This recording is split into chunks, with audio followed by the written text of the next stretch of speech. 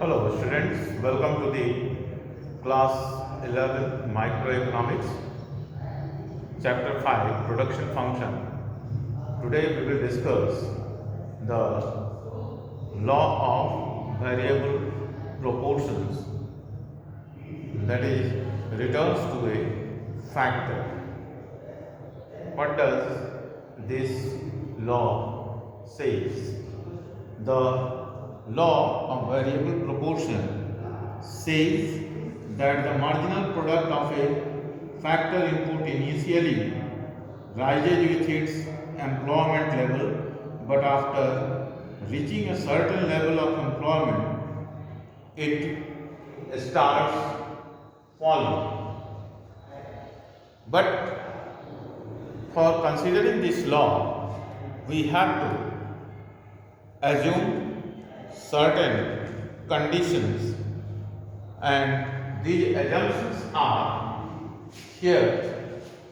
Number one assumption is the one factor input is variable only. Only one factor input will be variable and all other factors are fixed. And number three, it is a short period production function. Number four assumption, factor proportion is variable. All the factor proportions are variable. And number five assumption, units of variable factor are homogeneous, that is, all the units of variable factor are equally efficient. And number six assumption, technique of production does not change. While we are considering the variable factor, the techniques of production should not change. These are the six assumptions which we have to assume while considering the law of variable proportions, that is returns to a factor. In this law, according to the definition of the law of variable proportion, that if one factor, all the factors of production are fixed, only one factor is going to vary, and due to its variation one by one unit, the production, the marginal physical product will increase at increasing rate, first condition, and in the second condition it will increase at diminishing rate, and the third condition, in the third phase, it will finally decrease, that is negative. Let us consider a table to verify this variable factor. Here is the column of units of variable factor. We are going to increase one by one, starting from 0, 1, 2, 3, 4, 5, 6, 7, 8, 9. We are going to employ 9 variable factors of a particular variable. And here is the total product in units: 0, 2, 5, 9, 12, 14, 15, 15, 14 and 12. And here is the marginal physical product, that is in units. The first stage is dash, then 2, 3, 4, 3, 2, 1, 0, minus 1, minus 1. That is, at 0 level of employment, everything is 0, total product as well as marginal product. While we are going to employ the fixed factors, one unit of a variable factor, the total product is going to increase by 2 units. Likewise, the marginal product is also going to increase up to 2 units. And after that, again, we are employing second factor, that is 2 units of the variable factor. The total product is going to increase up to 5 units, the marginal product naturally it is 3. It is increasing at increasing rate, and after the third unit, the total physical product is going to increase up to 9 units, and marginal product is 4 units. It is still increasing at increasing rate. But after that, after the employment of fourth variable factor, it is seen that the total product is going to increase up to 12 units, but the marginal product is going to increase only 3 units. Here, the marginal product is going to decrease, increasing at decreasing rate up to 1 0. And after this level, if we are going to increase the eighth level, variable factor, the marginal physical product is going to decrease in negative -1, and at 9 it is -2. So from 1 to third unit of labor, it is third unit of variable factor, the marginal physical product is maximum.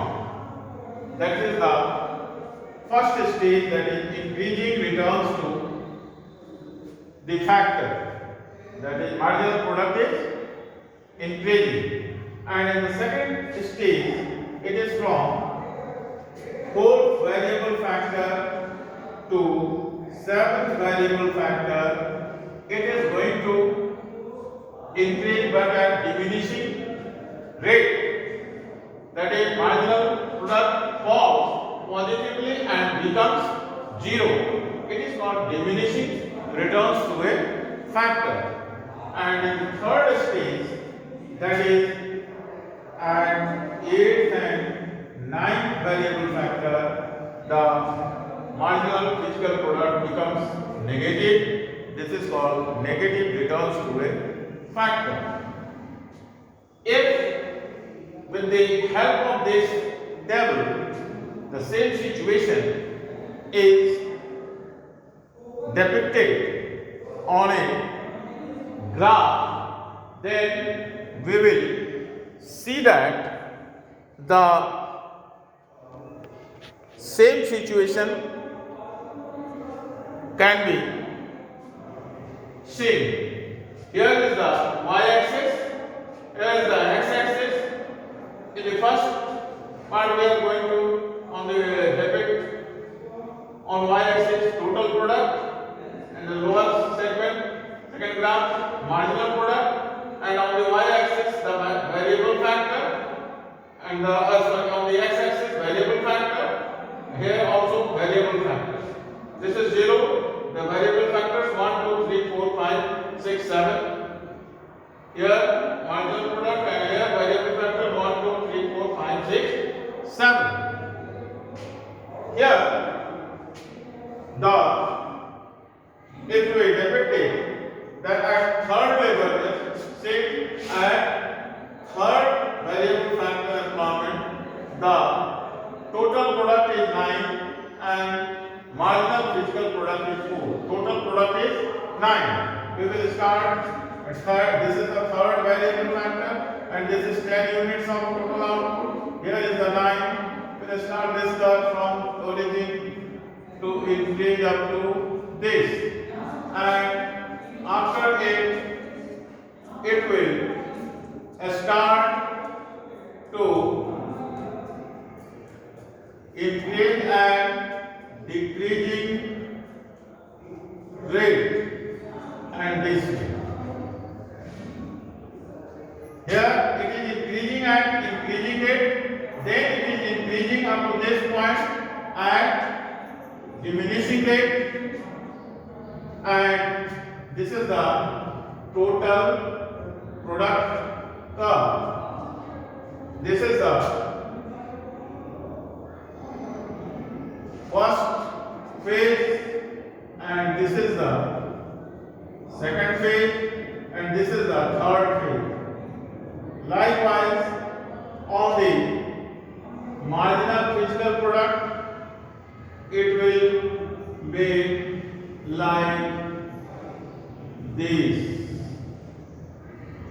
This is the marginal product curve.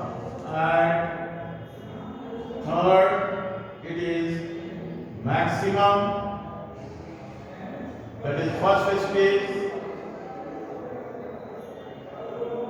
And second stage, the marginal physical product is 0, and at the third stage it becomes negative.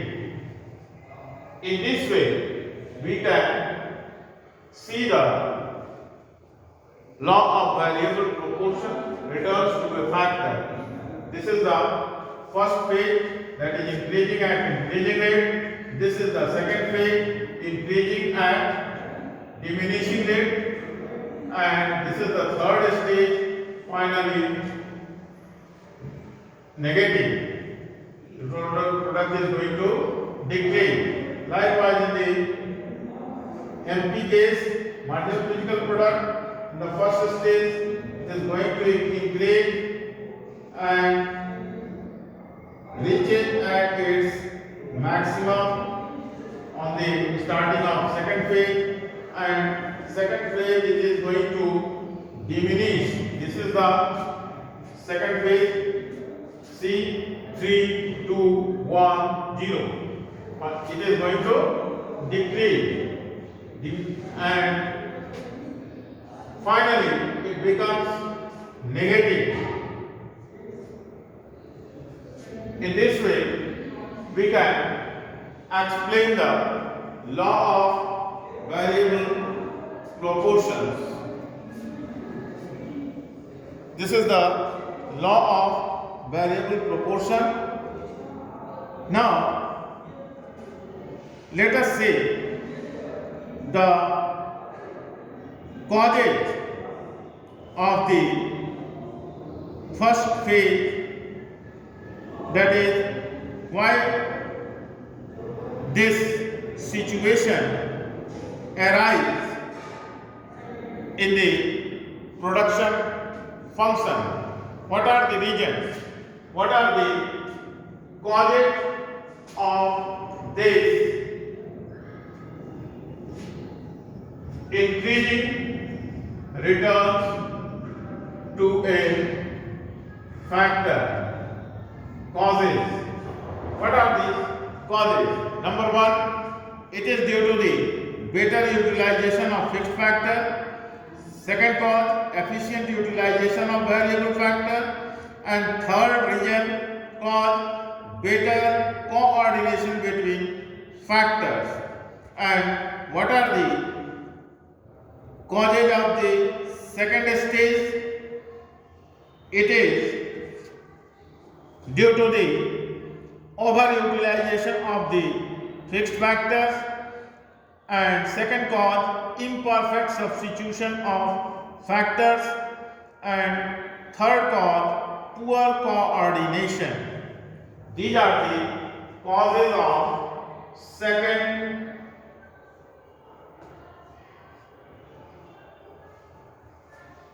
phase. And let us consider the causes of third phase. What are the causes of third phase? The reason behind it is the firstly of fixed factor, fixity of fixed factor, and second, overcrowding of variable factor, and third cause, defective factor ratio. These are the various causes due to which these three situations are seen in the production of a particular commodity, while we are going to vary a factor of proportions in the production function. Let us see the case of increasing phase of increasing returns with an increase in employment of one input, other factors held constant. If MP rises or TP increases at increasing rate, it is law of increasing returns applying to production process. And phase of diminishing returns, that is second phase, it is TP increases at diminishing rate, MP falls positively, TP becomes maximum and constant. And in the third phase, we increase in employment of output, then other factors held constant. When NT becomes negative, TP begins to fall. These are the various reasons why the situations are going to arise due to the making variations in a single variable factor in the production process. Next day we will consider the relationship between TP, MP and TP, AP, MP. Rest is well. Thank you.